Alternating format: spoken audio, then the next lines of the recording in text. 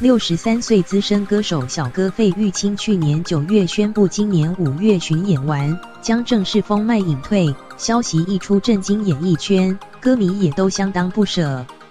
即将到来的农历春节，小哥选择登上大陆东方卫视春晚，作为最后一年过年表演。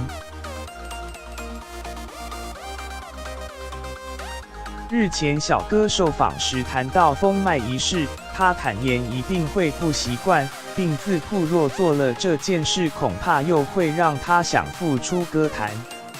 费玉清日前受访时表示，其实隐退的想法这几年一直都有，你该有的你曾经都得到过，不管很多奖项，丰富的你因为歌唱去了这么多地方，认识了这么多的知音，你应该也是满足了。后来想了又想，我就下定了决心。